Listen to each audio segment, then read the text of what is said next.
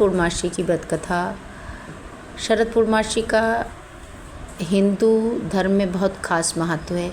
इस दिन विधि विधान से व्रत रखना चाहिए और माँ लक्ष्मी की पूजा अवश्य करनी चाहिए। शरद पूर्णमासी पर देवी लक्ष्मी का प्राकट्य माना जाता है और इस दिन माँ लक्ष्मी धरती पर भ्रमण करती रहती हैं। ऐसे में शरद पूर्णिमा के दिन व्रत रखने और माँ लक्ष्मी और विष्णु की पूजा करने के साथ साथ देवी के प्रादुर्भाव की कथा का भी पाठ अवश्य करना चाहिए। ऐसा करने से व्रत का पूर्ण फल प्राप्त होता है। तो आइए विस्तार से सुने शरद पूर्णमासी की व्रत कथा। शरद पूर्णिमा के दिन भीष्म जी ने कहा कि मुने, मैंने तो ऐसा सुना था कि देवी लक्ष्मी क्षीर सागर से प्रकट हुई हैं, लेकिन आप ऐसा कैसे कह रहे हैं कि वह भृग ऋषि की पत्नी के गर्भ से उत्पन्न हुई हैं। पुलस्त जी ने जवाब दिया कि राजन, तुम अपने प्रश्न का उत्तर मुझसे सुनो। देवी लक्ष्मी के जन्म का संबंध समुद्र से है। ये बात मैंने खुद भी ब्रह्मा जी के द्वारा सुनी है। एक समय की बात थी जब दैत्य और दानवों ने बड़ी मात्रा में सेना लेकर देवताओं पर चढ़ाई की थी। उस समय युद्ध के दौरान देवता और दैत्यों के सामने परास्त हो गए थे। तब इंद्र आदि संपूर्ण देवता अग्नि को आगे करके ब्रह्मा जी की शरण में पहुंच गए। वहां जाकर उन्होंने अपना सारा हाल अच्छी तरह से उन्हें बताया। ब्रह्मा जी ने कहा, आप सभी लोग मेरे साथ भगवान की शरण में चलो। ऐसा कहने के बाद वे संपूर्ण देवताओं को अपने साथ लेकर क्षीर सागर के उत्तर तट पर पहुंच गए और भगवान वासुदेव को संबोधित करके कहा, वैष्णो, शीघ्र ही उठो और इन देवताओं का कल्याण करो।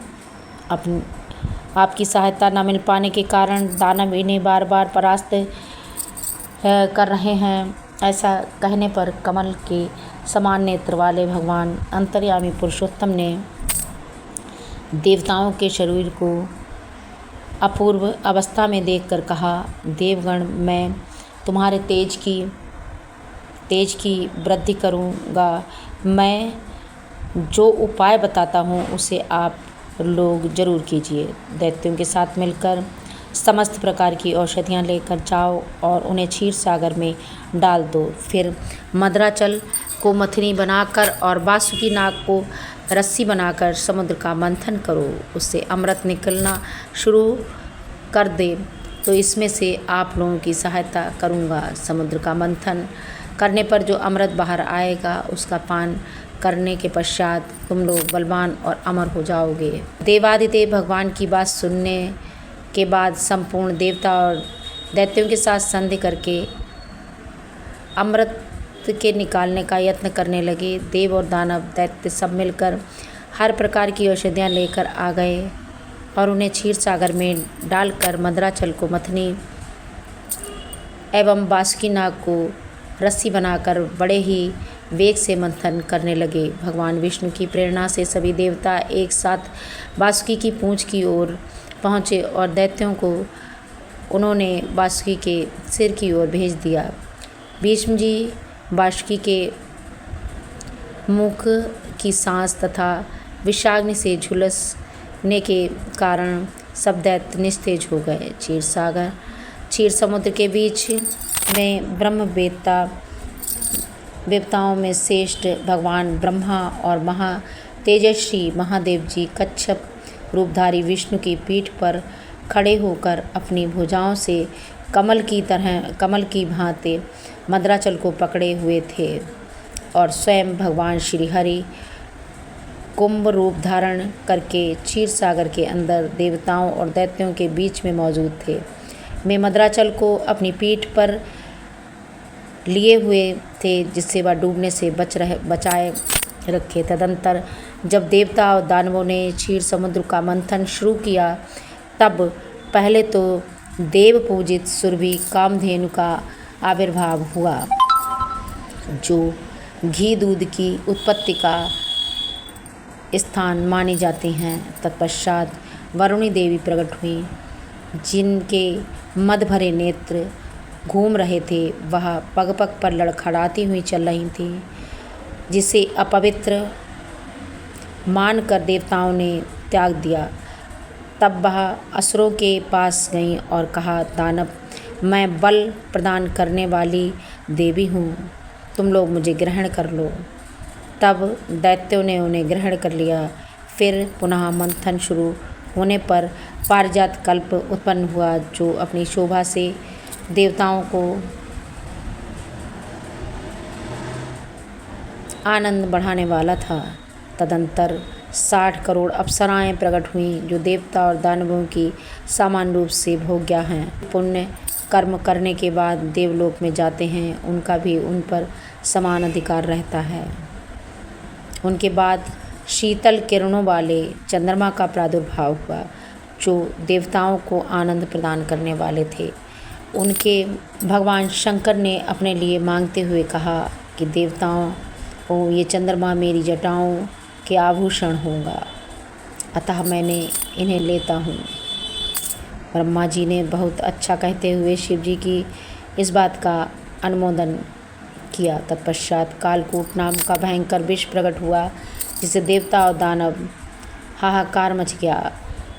सभी पीड़ित अपने को महसूस कर रहे थे। तब शंकर जी ने खुद ही अपनी इच्छा से उस विष को ग्रहण कर लिया। इसी कारण उनका कंठ नीला हो गया।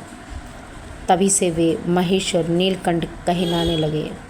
क्षीर सागर से निकले इस कालकूट विष को पीने के बाद कुछ बचे हुए विष को नागों ने ग्रहण कर लिया।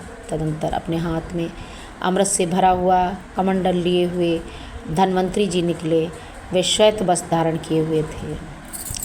वैदराज के दर्शन से सभी का मन स्वस्थ और प्रसन्न हो गया। इसके बाद उस समुद्र से उच्चेश्वरा घोड़ा, ऐरावत हाथी, ये दोनों ही क्रमशः प्रकट हुए। फिर क्षीर सागर में लक्ष्मी जी का प्रादुर्भाव हुआ, जो खिले हुए कमल पर विराजमान थी।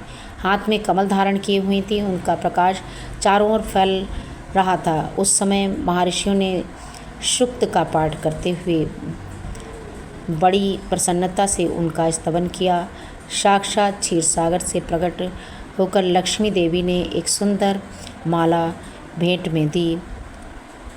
ये कमल कभी भी मुरझाते नहीं थे। विश्वकर्मा जी ने उन्हें समस्त अंगों में आभूषण पहना दिए और स्नान के पश्चात दिव्य माला और दिव्य वस्त्र धारण करके जब देवी सभी प्रकार के आभूषणों से विभूषित हुईं, तब इंद्र आदि देवता और विद्याधर आदि ने भी उन्हें प्राप्त करने की इच्छा जताई।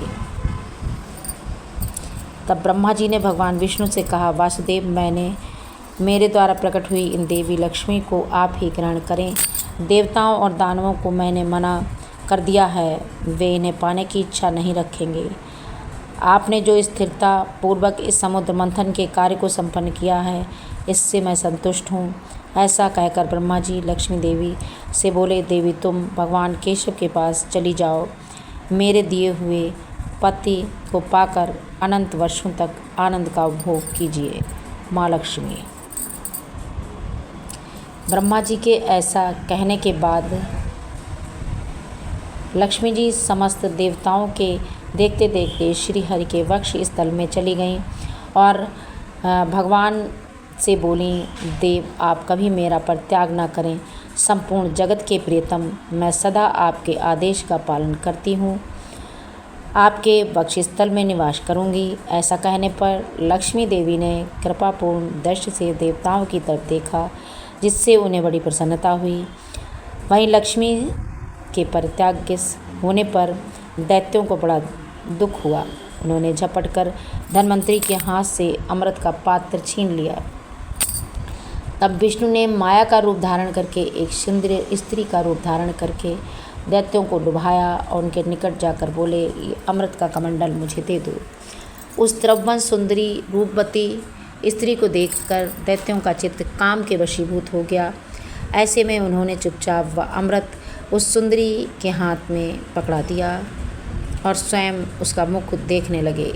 दानवों से अमृत लेकर भगवान ने देवताओं को दे दिया और इंद्र देवता आदि तत्काल उस अमृत को पीकर ये दैत्यगण अलग अलग प्रकार के अस्त्र शस्त्र ले तलवारें हाथ में लेकर देवताओं पर टूट पड़े, लेकिन सभी देवता अमृत पीकर बलवान हो चुके थे और दैत्य सेना को परास्त कर दिया। देवताओं की मार पड़ने के बाद दैत्यों ने भागकर चारों दिशाओं की शरण ले ली। कितने ही पाताल में घुस गए।